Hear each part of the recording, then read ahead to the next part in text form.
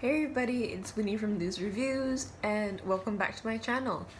Today I'm gonna film half of my June wrap-up for you. I read 10 books in June. June's not ended yet. I'm filming this on the 28th of June and I'm currently reading The Toymakers by Robert Dinsdale, and I'm hoping to finish this in 2 days. At the rate I'm reading it, I'm flying through it. I'm really enjoying it at the moment. So if I do finish this, I'll include it in the second part of my wrap-up. If I don't, well, you'll know I won't have finished it by then. So yeah, I have 5 books to talk to you about right now. I think I'll list them in order of how I read them. The first book I've read is Anthony Doerr's All the Light We Cannot See. I picked this one up really late. This one came out in 2015, I think, and I think it's in some countries people have to read it for school. And yeah, I heard a lot about this book. So when I saw it on discount at my local bookshop, I did pick it up.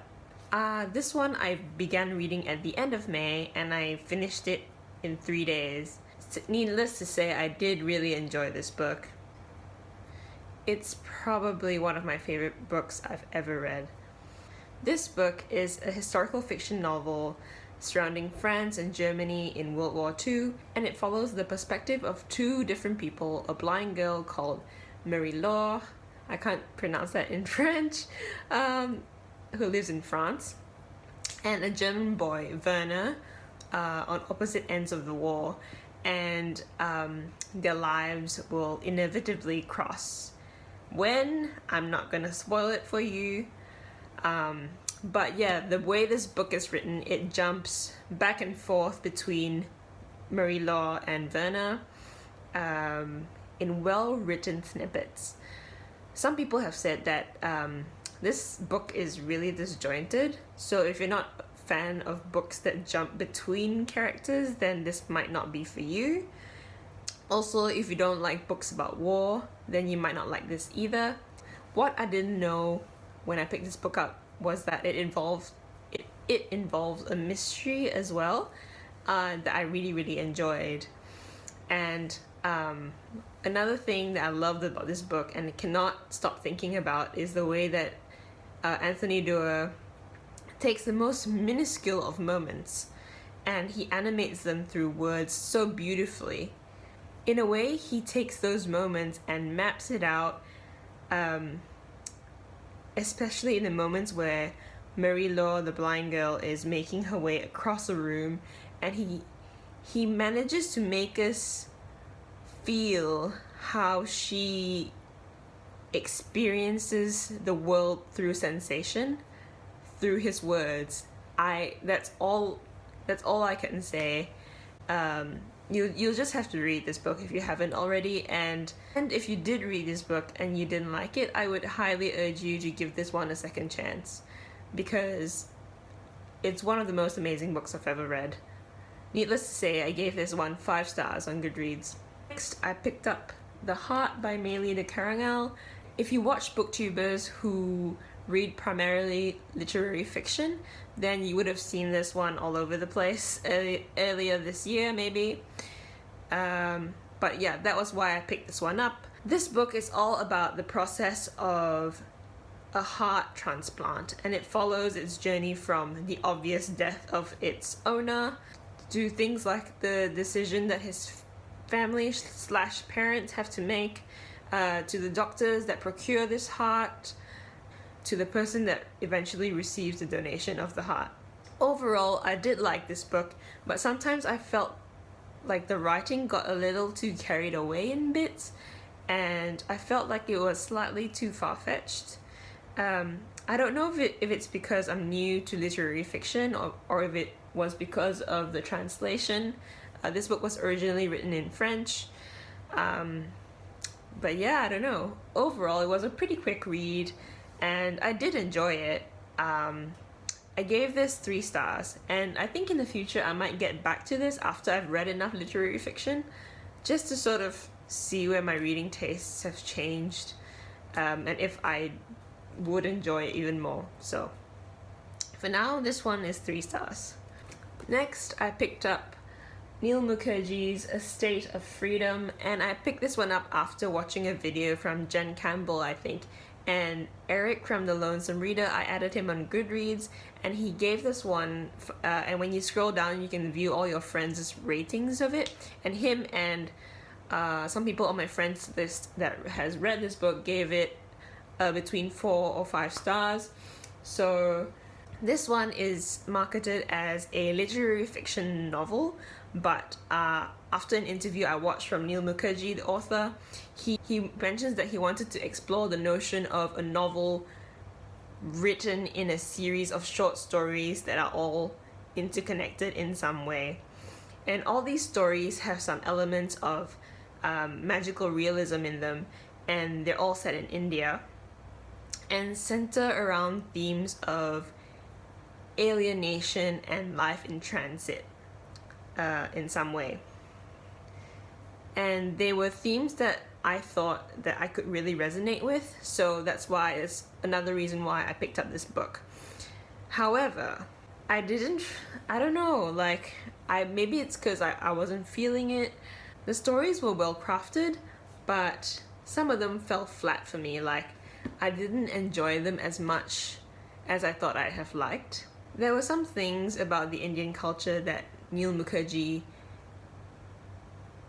inserts in these stories, including issues around class and the way that people of a higher caste treat servants of a lower caste. And it was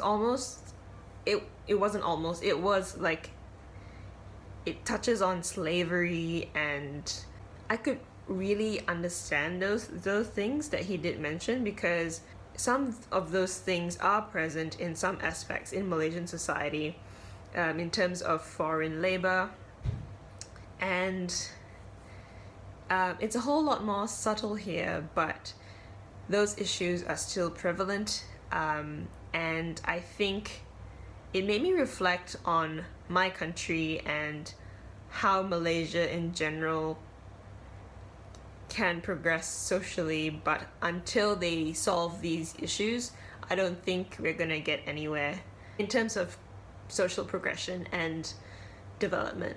So this book did make me think, but ultimately I think I gave this 3 out of 5 stars on Goodreads.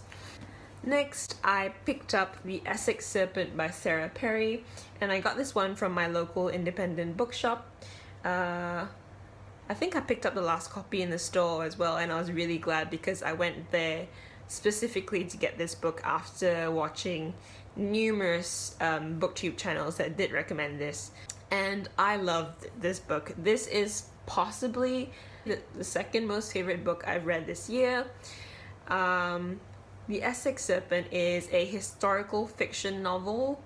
I'm not sure if it classifies as literary fiction, but it's set in Essex in the late 1800s. It follows the main character, Cora Seaborn, whose husband has just died, and she moves to Essex with her friend Martha and her son for a change of scenery. Cora's a modern woman who's into science, and she questions religion, which is very unlike women in those times, which is like, I think, Victorian England.